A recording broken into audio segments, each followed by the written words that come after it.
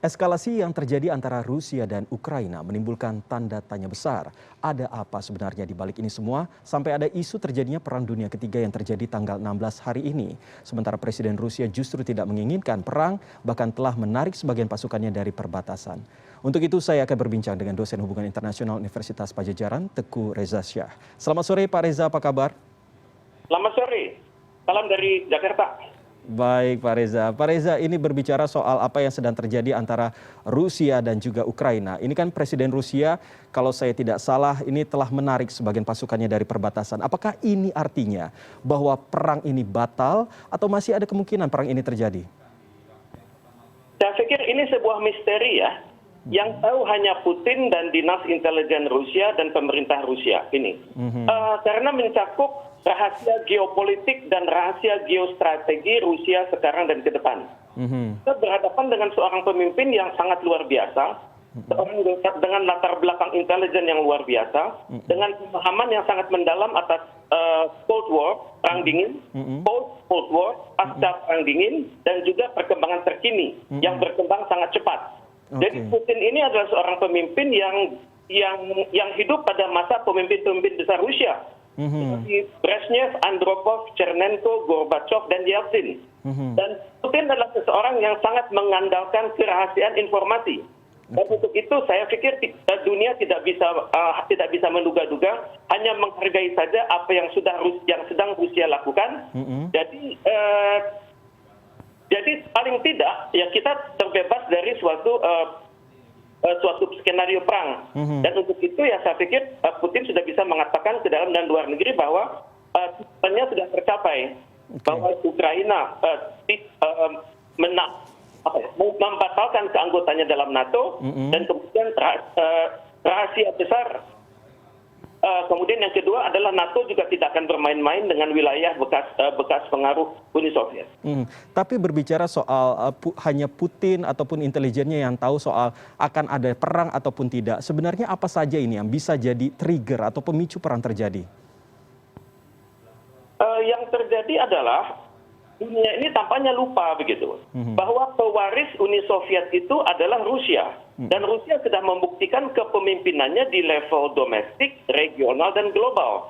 Jadi kalau saya mencoba membuka cara berpikir Putin, Vladimir Putin, yakni intinya adalah seluruh bekas jajahan Uni Soviet, entah itu namanya Ukraina, Georgia, Belarusia, Uzbekistan, Armenia, Azerbaijan, Kazakhstan, Kyrgyzstan, Moldova, dan Turkmenistan, jangan main-main.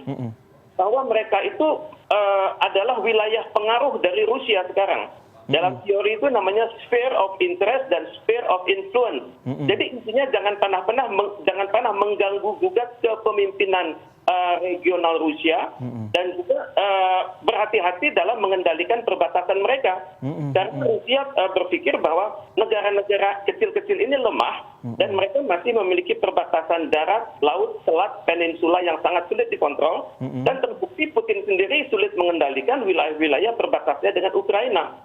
Jadi sebelum terjadi hal-hal yang buruk ya sudah, Putin melakukan suatu langkah pencegahan. Dan dalam konteks territorial integrity dan sovereignty Rusia, maka hal ini dapat dibenarkan. Oke, Pak Reza, kita akan sedikit membedah terkait dengan permasalahan ini. Sebenarnya permasalahan ini berawal dari mana? Tadi Pak Reza sempat mengatakan ada keterkaitan dengan NATO dan lain sebagainya. Mungkin bisa dijelaskan kembali kepada kita supaya kita juga semakin mengerti terkait dengan hal ini.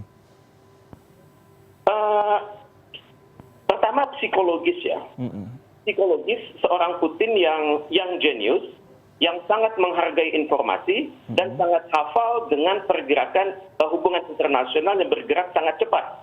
Bagi Putin yang dengan latar belakang intelijen, yang harus selalu waspada, dan dia terlahir dari seseorang dengan latar belakang Komitet Gosudarstvennoy Bezopasnosti atau KGB, dia itu sadar bahwa perkembangan dunia itu terjadi sangat cepat. Tidak ada yang sepenuhnya cooperation, tidak ada yang sepenuhnya competition, yang ada adalah di tengah-tengah, cooperation and competition, dan untuk itu Putin harus selalu siap melakukan langkah-langkah penanganan, langkah-langkah pencegahan. Seperti kita lihat saat ini misalnya, dunia berpikir Perang Dunia Ketiga akan terjadi hari ini, jam 10 pagi, atau akan terjadi konflik terbatas.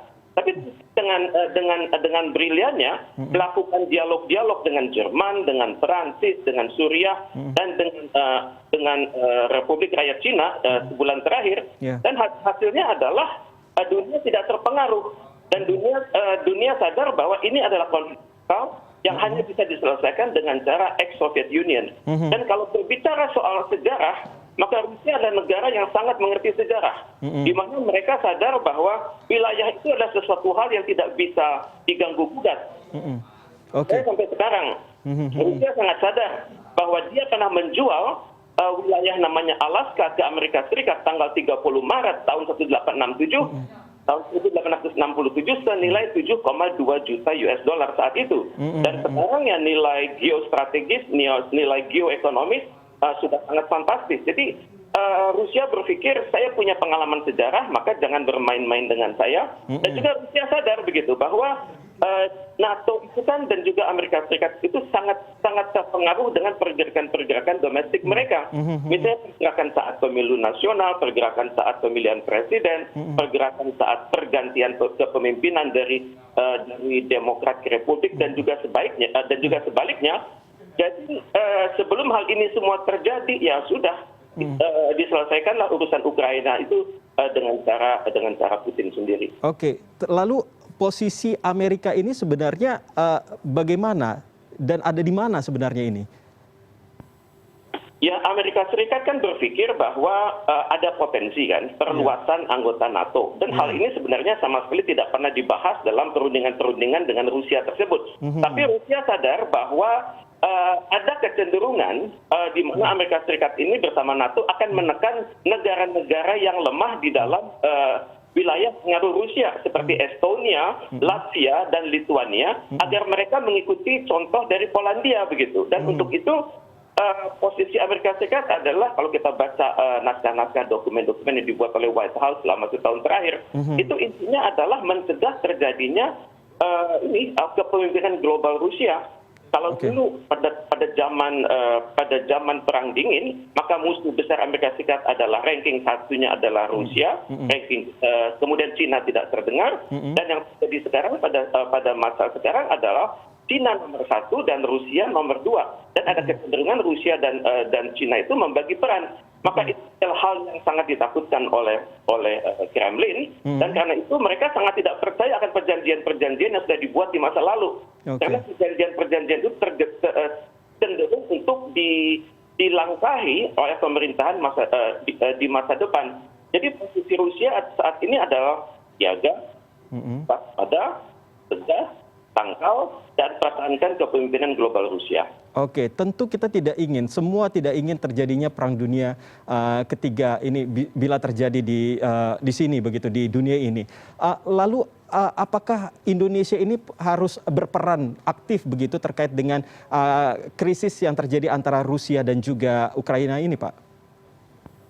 Kita kan memiliki mandat konstitusi kan di paragraf terakhir dari pembukaan, yakni turut memelihara perdamaian dunia, itu satu. Dan yang kedua, kita memiliki amanah dari Konferensi Asia Afrika. Jadi untuk turut menciptakan dunia yang adil, damai, dan penuh kerjasama.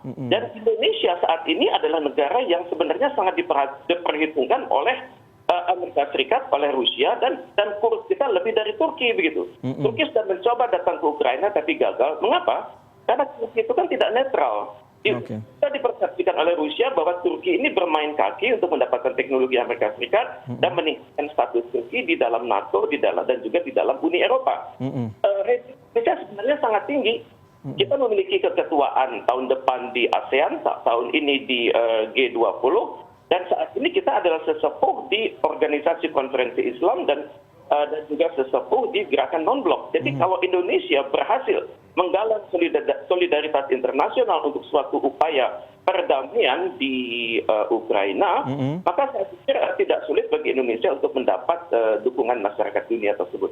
Baik, Pak Teguh Reza Syah, dosen Hubungan Internasional Universitas Padjadjaran Bandung. Terima kasih sudah berbincang dengan kami. Tentunya kita berharap sama-sama agar perang dunia ketiga ini tidak benar-benar terjadi ya Pak ya. Baik. Baik, Pak.